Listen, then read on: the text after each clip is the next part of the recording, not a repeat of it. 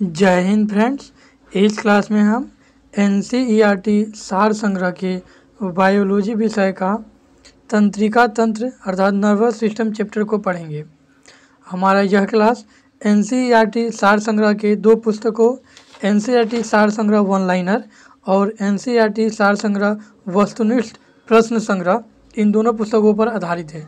ये सभी प्रश्न बहुत ही इम्पोर्टेंट है, इसलिए पूरा क्वेश्चन आप ध्यान से देखिएगा। चलिए स्टार्ट करते हैं। पहला क्वेश्चन है, मानव शरीर की प्रतिवर्ती क्रिया अर्थात रिफ्लेक्स एक्शन का नियंत्रण केंद्र कहाँ स्थित होता है। तो मानव शरीर की प्रतिवर्ती क्रिया जिसे रिफ्लेक्स एक्शन इंग्लिश में कहा जाता है, इसका नियंत्रण केंद्र मेडुला ऑब्लांगाटा होता है। कौन सा? Medulla oblongata. ध्यान रखिएगा, यहाँ से आप एक चीज़ कंफ्यूज कर सकते हैं, क्योंकि जो हमारा प्रतिवर्ती क्रिया है यह दो टाइप का होता है। रिफ्लेक्स एक्शन एक जो हमारे शरीर के अंदर होता है और एक जो हमारे शरीर के बाहर होता है। प्रतिवर्ती जो क्रिया है यह वह क्रियाएं होती है जो अनैच्छिक मतलब हमारी इच्छा के विरुद्ध होती है, जैसे कि छींक आना, हमें जमाई लेना, तो इस तरह की क्रिया हो गई, ये जो अनैच्छिक होती है। साथ ही साथ हृदय की धड़कन चलना तथा हमारे शरीर में पाचन का होना, ये दोनों आंतरिक और बाह्य रिफ्लेक्स एक्शन है। इसमें जो आंतरिक प्रतिवर्ती क्रिया है जैसे कि भोजन का पाचन, उपापचय क्रियाओं का होना, भोजन का पाचन, आहार नाली तथा हृदय धड़कन एवं जो क्रमानुकुंचन होता है, ये सब क्रियाएं आंतरिक है और ये जो है किसके द्वारा होता है, तो मेडुला ऑब्लांगाटा के द्वारा नियंत्रित किया जाता है। वहीं अगर आप बाहरी जो रिफ्लेक्स एक्शन है, अगर इन क्रियाओं के बारे में बात करिएगा तो इसमें कौन कौन सा आएगा, तो जम्हाई लेना, लार टपकाना, वैसे ही पलक झमकाना, छींक आना, ये सब किस में आ जाएंगे, बाहरी रिफ्लेक्स एक्शन में। और इसको कौन कंट्रोल करता है, तो इसे कंट्रोल करता है, ध्यान रखिएगा इन दोनों में आपको कंफ्यूज नहीं होना है। इसको कंट्रोल करेगा मेरु रज्जु। कौन? मेरु रज्जु। तो इन दोनों में अंतर है, ध्यान रखिएगा। एक बाहरी रिफ्लेक्स एक्शन जिसे मेरु रज्जु कंट्रोल करता है, एक अंदरूनी रिफ्लेक्स एक्शन जिसे क्या करता है, मेडुला ऑब्लांगाटा कंट्रोल करता है। चलिए बढ़ते हैं अगले क्वेश्चन की तरफ। अगला क्वेश्चन है, हृदय की धड़कन की गति किसके द्वारा बढ़ती है, अर्थात हृदय धड़कन की गति किसके द्वारा बढ़ती है, तो अनुकंपी तंत्रिका द्वारा। कौन सा? अनुकंपी तंत्रिका द्वारा। अगला क्वेश्चन है, प्रेरक कौशल अर्थात मोटर स्किल मस्तिष्क के कौन से भाग के साथ संबंधित है। तो ध्यान देना है आपको, जो मोटर स्किल अर्थात प्रेरक कौशल है यह मानव मस्तिष्क के ललाट भाग से संबंधित है। किससे? ललाट भाग से संबंधित है। अगला क्वेश्चन है, मानव मस्तिष्क का सबसे बड़ा भाग कौन सा है, तो मानव मस्तिष्क का सबसे बड़ा भाग रोम्बेनसिफेनॉल है। कौन सा? रोम्बेनसिफेनॉल। ध्यान रखिएगा, मानव मस्तिष्क का सबसे बड़ा भाग पूछा है, तो यहाँ रोम्बेनसिफेनॉल जो दिया हुआ है, रोम्बेनसिफेनॉल, ये जो है इसे ही हम लोग क्या कहते हैं, तो ध्यान रखिएगा इसे ही सेरिब्रम या अग्र मस्तिष्क कहा जाता है। कौन सा? सेरिब्रम या अग्र मस्तिष्क या प्रमस्तिष्क। ध्यान रखिएगा, आगे वाला जो हमारे शरीर का मस्तिष्क का जो भाग होता है उसे ही अग्र मस्तिष्क या प्रमस्तिष्क कहा जाता है। इसका साइंटिफिक नाम रोम्बेनसिफेनॉल है और यह मस्तिष्क का सबसे बड़ा भाग होता है। तो सिंपली आपको याद रखना है कि मानव मस्तिष्क का सबसे बड़ा भाग सेरिब्रम होता है, जिसका साइंटिफिक नाम रोम्बेनसिफेनॉल है। कभी कभी यह प्रमस्तिष्क और अग्र मस्तिष्क देता है, तो ये भी आपको ध्यान रखना है। अगला फैक्ट है, तंत्रिका तंत्र के अध्ययन को तंत्रिका विज्ञान अर्थात न्यूरोलॉजी कहा जाता है। जो हम लोग मानव मस्तिष्क का अध्ययन करते हैं यह न्यूरोलॉजी के अंतर्गत आता है।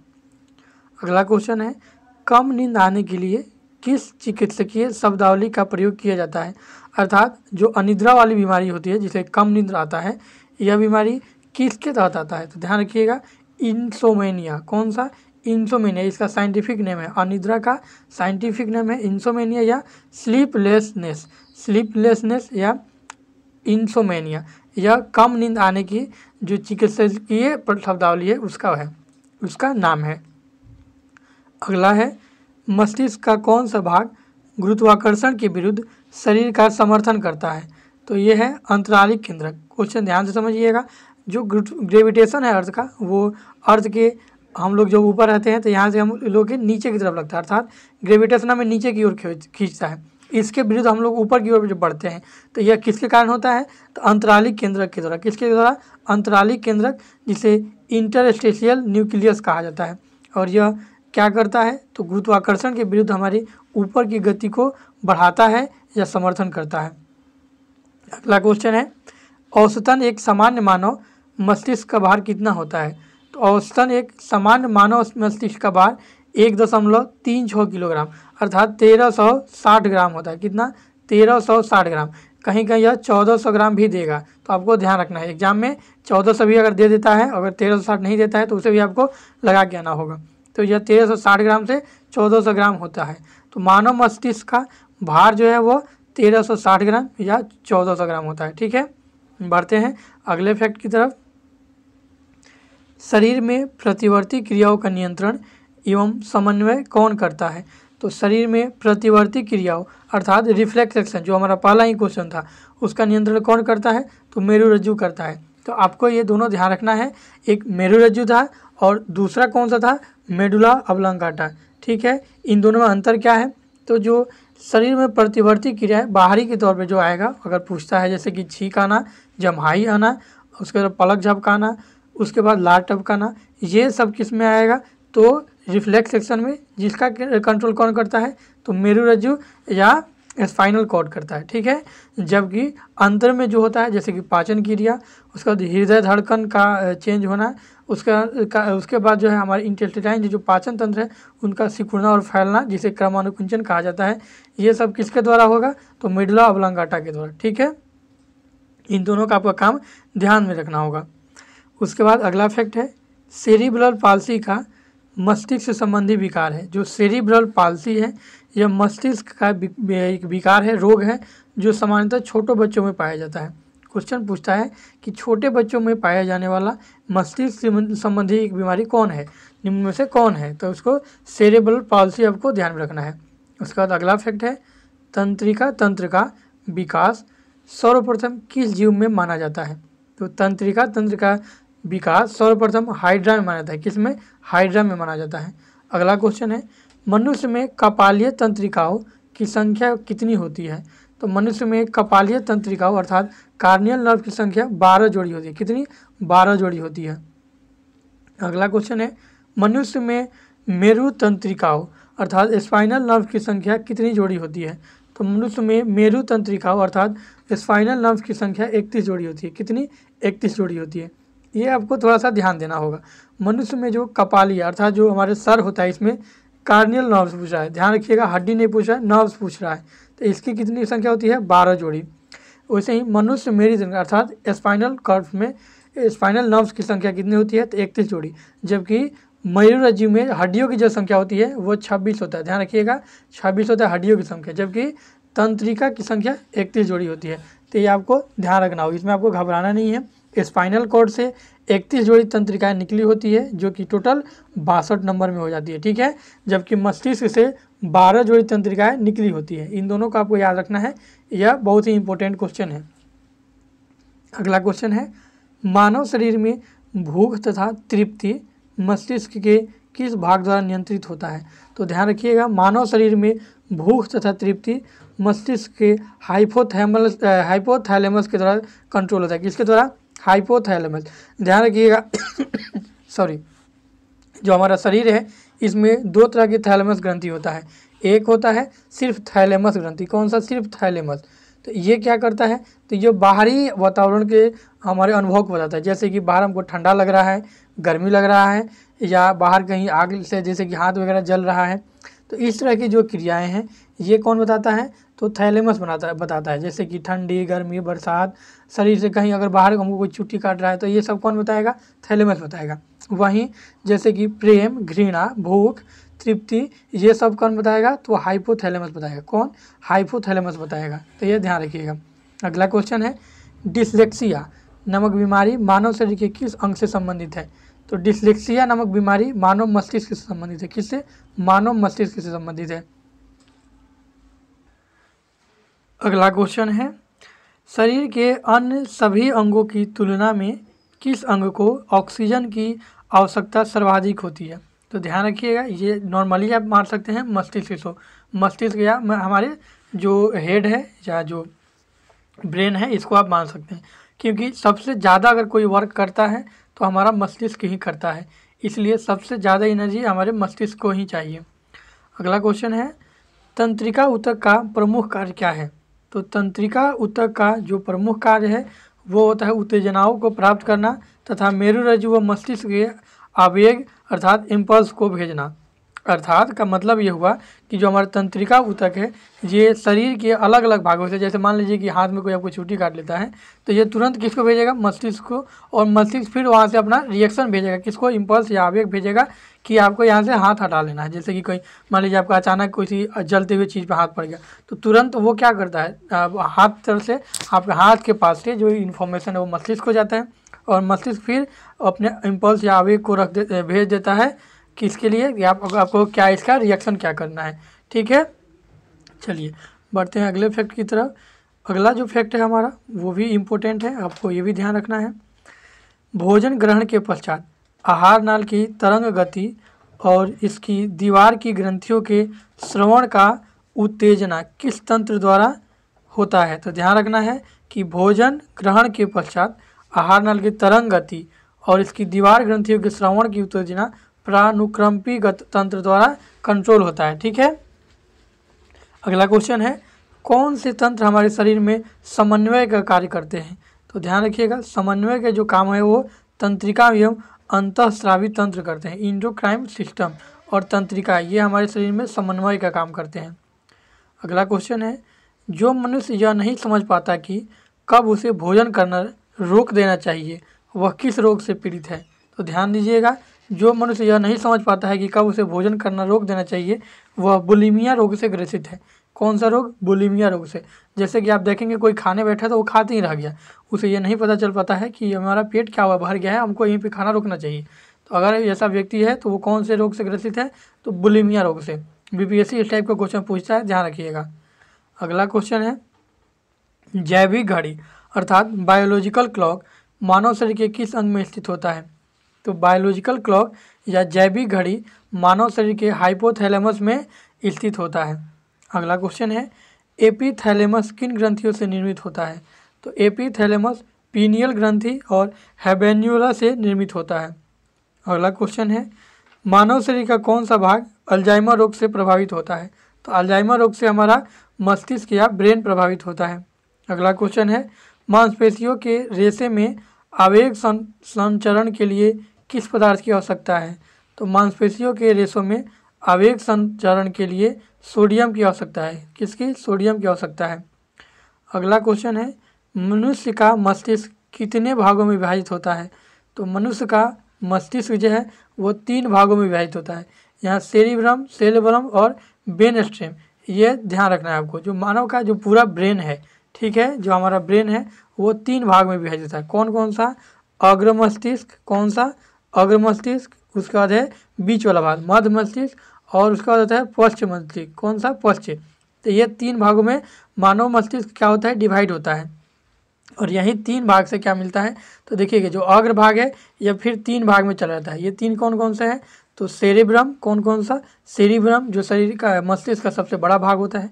उसके बाद थैलेमस, थैलेमस क्या बताता है? तो ध्यान दीजिएगा, जब बाहरी ठंडी, गर्मी और दर्द को अर्थात बाहरी वातावरण को बताता है। उसके बाद है तीसरा हाइपोथैलेमस, हाइपोथैलेमस क्या करता है? तो ध्यान दीजिएगा, हाइपोथैलेमस अंदरूनी भूख, प्यार, घृणा ये सबको कंट्रोल करता है, बताता है। तो ये हो गया अग्र मस्तिष्क का। उसके बाद है हमारा मध्य मस्तिष्क, ये इसमें 2 होता है। कौन कौन से? तो ध्यान रखिएगा, पहले हम यहाँ से कुछ को डिलीट करते हैं और फिर लाते हैं मध्य मस्तिष्क। तो हो गया मध्य मस्तिष्क और लास्ट में हमारा पश्चिम मस्तिष्क। तो मध्य में क्या क्या है? तो मध्य के 2 पार्ट हैं। पहला पार्ट मध्य का कौन सा है? तो कार्पोरा। कौन सा है? कार्पोरा। यह देखने तथा सुनने की क्रिया को नियंत्रित करता है। कौन? कार्पोरा। यह देखने और सुनने की क्रिया को नियंत्रित करता है, जिसको क्या कहा जाता है? कार्पोरा। ठीक है, तो एक पार्ट ये हो गया। और दूसरा इसका जो पार्ट है वो कौन सा है? तो ध्यान दीजिएगा, वो है सेरिब्रल पेंडिकल। आपको पेंडिकल याद रखना है। ये क्या करता है? तो ब्रेन को स्पाइनल कॉर्ड से जोड़ता है। जो सेरिबेलम या सेरिबुल पेंडिकल जो है यह ब्रेन को स्पाइनल कॉर्ड से जोड़ने का काम करता है, पेंडिकल। ठीक है, तो ये मध्य मस्तिष्क का भाग हो गया। उसके बाद आता है पश्च मस्तिष्क। पश्च जो मस्तिष्क है इसके कितने टाइप होते हैं? तो इसके भी 2 टाइप होते हैं। कौन कौन सा? एक होता है सेरिबेलम। कौन सा? सेरिबेलम, ठीक है। जो सेरिबेलम है ये क्या करता है? तो ब्रेन का दूसरा सबसे बड़ा भाग होता है, जो संतुलन बनाने तथा ऐच्छिक मांसपेशियों पर नियंत्रण रखता है। ध्यान रखिएगा, अनैच्छिक पे 2 टाइप के थे वो हमने बता दिया है, और ऐच्छिक पे कौन कौन से हैं? तो ध्यान रखिएगा, ऐच्छिक में कौन आ गया? तो सेरिबेलम। कौन सा? सेरिबेलम। ये पश्चिम मस्तिष्क का भाग होता है। और इसका दूसरा भाग है मेडुला ऑब्लांगाटा। कौन सा? Medulla oblongata. ये क्या करता है? तो ध्यान रखिएगा, यह भी मस्तिष्क का भाग होता है, या मस्तिष्क का सबसे पिछला भाग है, जो क्या करता है? अंदरूनी जो रिफ्लेक्स एक्शन है, जैसे कि उपापचय, हृदय धड़कन, आहार नाल, पाचन में क्रमानुकंचन को नियंत्रित करता है। तो ध्यान रखना है, इसके बारे में हमने तीसरा बार आपको बता रहे हैं। किसके बारे में? तो मेडुला ऑब्लांगाटा। तो ये मस्तिष्क का पूरा भाग हो गया, ठीक है। चलिए बढ़ते हैं अगले क्वेश्चन की तरफ। अगला क्वेश्चन है, 1 मिनट, न्यूरॉन का बाहर निकला हुआ लंबा भाग क्या कहलाता है? तो न्यूरॉन का बाहर निकला हुआ भाग तंत्रिकाक्ष या एक्सॉन कहलाता है। तंत्रिकाक्ष या एक्सॉन कहलाता है। अगला क्वेश्चन है, तंत्रिका कोशिकाओं के तंत्रिकाक्ष के चारों ओर किस पदार्थ का आवरण पाया जाता है? तो मेलिन का। किसका? मेलानिन का या मेलिन का क्या पाया जाता है? आवरण पाया जाता है। तो तंत्रिका कोशिका जो होते हैं इनके चारों ओर मेलिन का आवरण पाया जाता है। अगला क्वेश्चन है, सुई चुभाने पर किस अंग में पीड़ा का अनुभव नहीं होता है? तो सुई चुभाने पर मस्तिष्क में, अगर मस्तिष्क में आप सुई चुभाइएगा तो ज़्यादा पीड़ा का अनुभव नहीं होता है। अगला क्वेश्चन है, मानव के जन्म के पश्चात किस अंग में कोशिका विभाजन नहीं होता है? ये बहुत ही इंपॉर्टेंट क्वेश्चन है, यह बार बार रिपीटेड होता है। तो मानव के जन्म के पश्चात तंत्रिका कोशिका में विभाजन नहीं होता है, ठीक है। अगला क्वेश्चन की तरफ बढ़ते हैं। अगला क्वेश्चन है, कुछ पहले तो हम इसको देख लेते हैं। मानव मस्तिष्क का कौन सा भाग वृद्धि, स्मृति और तर्क का केंद्र होता है? तो वो होता है सेरिब्रम। कौन सा? सेरिब्रम। उसी टाइम से आपको बता रहे हैं कि सेरिब्रम क्या करता है? तो यह हमारे मानव मस्तिष्क का स्मृति मतलब याददाश्त को और स्मृति को और तर्क करने की क्षमता को बढ़ाता है। यह सेरिब्रम होता है और यही मस्तिष्क का सबसे बड़ा भाग होता है। अगला क्वेश्चन है, 2 तंत्रिका कोशिकाओं के मिलने को क्या कहते हैं? तो 2 तंत्रिका कोशिका जहाँ मिलते हैं उसे सिनेप्स कहा जाता है। क्या? सिनेप्स कहा जाता है।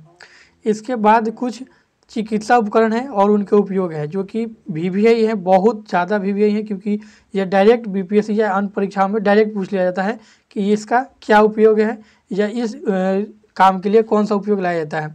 तो ध्यान रखिएगा, CT स्कैन, यह शरीर में असामान्यता जांच करने के लिए पूरे बॉडी का या कि बॉडी के किसी एक पार्ट का किया जाता है, जिसे CT स्कैन कहा जाता है, ठीक है। उसके बाद है इलेक्ट्रोकार्डियोग्राफ। तो ध्यान रखिएगा, जहाँ कार्डियो आ जाएगा समझ लीजिएगा वो हृदय से संबंधित है। किससे? हृदय से। तो इलेक्ट्रोकार्डियो जो ग्राफ है वो हृदय में विकार का पता लगाने के लिए इस उपकरण का प्रयोग किया जाता है। उसके बाद है ऑटो एनालाइजर, या जैव रासायनिक तत्वों की जांच में उपयोग में लाया जाता है। कौन? Auto analyser. उसके बाद क्वेश्चन है पेस मेकर। पेस मेकर का उपयोग हृदय गति को नियंत्रित करने में किया जाता है। किसका? Pacemaker. यह हृदय की गति नियंत्रित करने में उपयोग में लाया जाता है। ये कुछ चिकित्सकीय उपकरण थे और उनके उपयोग थे। ये बहुत ही इंपॉर्टेंट है, इसका स्क्रीनशॉट ले लीजिए। एक लास्ट हमारा फैक्ट बच गया, उसके बाद हम MCQ क्वेश्चन को देखेंगे। लास्ट फैक्ट है, प्रतिवर्ती क्रियाओं की खोज सर्वप्रथम मॉर्सल हॉल ने की थी। जो रिफ्लेक्स एक्शन है इसकी खोज किसने की थी? तो मॉर्सल हॉल ने की थी, ठीक है। अब इसके बाद हम चलते हैं MCQ टाइप क्वेश्चन पे। यह भी हमारे NCERT का ही पार्ट है। आपको पता है कि NCERT का जो सार संग्रह ये 2 भाग में आता है, एक 1 लाइनर आता है और एक MCQ, जैसे कि एग्जाम में क्वेश्चन पूछे जाते हैं उस टाइप का आता है। तो हमने दोनों को चैप्टर वाइज यहाँ कंपाइल करके यहाँ रखा हुआ है, तो पूरा आप ध्यान से देखिएगा। चलिए अब MCQ हम देख लेते हैं। निम्न में से कौन सा तंत्रिका तंत्र का कार्य है? तो ध्यान दीजिएगा, तंत्रिका तंत्र और हमारे मस्तिष्क का निम्न में से कौन सा कार्य है? तो आपको ध्यान देना है कौन कौन सा इसमें। देखिए, ऐच्छिक क्रियाओं का नियंत्रण ये भी है, सोचना समझना ये भी है, हृदय गति का नियंत्रण ये भी है, उपयुक्त सभी, अर्थात इसका D ऑप्शन हो जाएगा। आइए इसकी व्याख्या देख लेते हैं। इसकी व्याख्या है, तंत्रिका तंत्र तंत्रिका कोशिकाओं, मेरुरज्जु एवं मस्तिष्क जैसे संवेदी अंगों से मिलकर बना होता है। यह तंत्र सोचने समझने, किसी वस्तु का घटना को याद रखने, बाहरी वातावरण के प्रति प्रतिक्रिया करने, हृदय गति को नियंत्रित करने, शरीर के संतुलन को बनाए रखने तथा ऐच्छिक क्रियाओं के नियंत्रण करने का काम करता है। तो ये कौन करता है? तो ध्यान रखना है, तंत्रिका तंत्र का काम है ये। चलिए बढ़ते हैं अगले क्वेश्चन की तरफ।